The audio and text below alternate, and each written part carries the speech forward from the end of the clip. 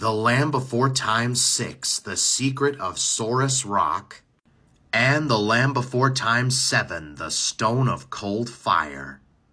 This is where the film started getting out of hand and the franchise started overstaying its welcome.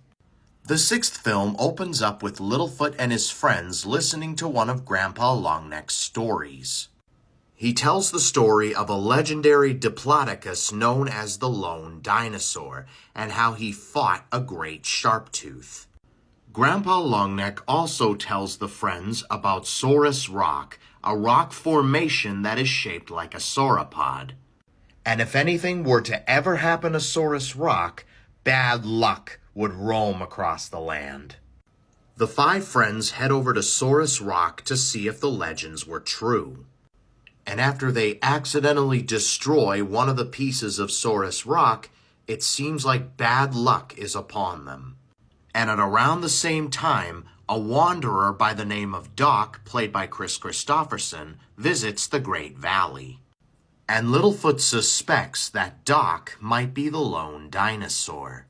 And as a result, he looks up to him, much to Littlefoot's grandfather's jealousy. Thinking it was his fault that the whole bad luck thing happened, Littlefoot decides to fix it on his own. He encounters an Allosaurus whom antagonized the friends earlier in the film, and he tries to get his tooth. He also runs into a T-Rex while trying to do this. Littlefoot's grandpa tries to save him but is overwhelmed by the two Sharpteeth. But then Doc shows up just in time to even the odds. And together the two sauropods brought down the two theropods. It was an okay film, but it wasn't the greatest in the franchise. Overall, I give this film a Land Before Time 6 out of 10. And now with the final 90s film out of the way, let's move on to the first 2000s film. In this film, Littlefoot sees a passing meteor that hits a mountain. And he tries to tell everyone else about it, but nobody believes him.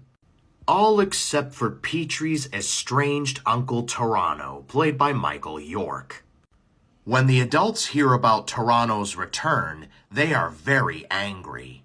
Especially Littlefoot's grandpa, who is usually the chillest out of all the grown-ups. The grown-ups tell Littlefoot and his friends about Toronto's past and how he put his half of the herd in danger during the events of the first movie.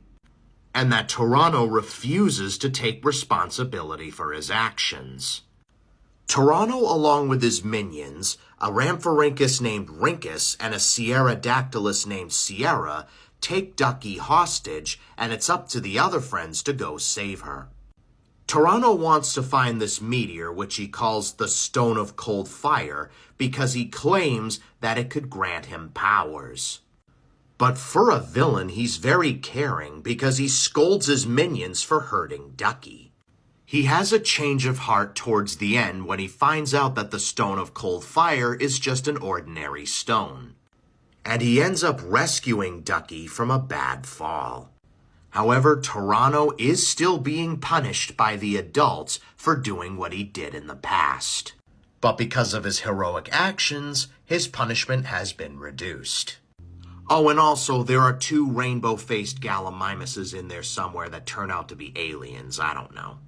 This one, to me, was one of the weaker films, and I feel like it could have been skipped.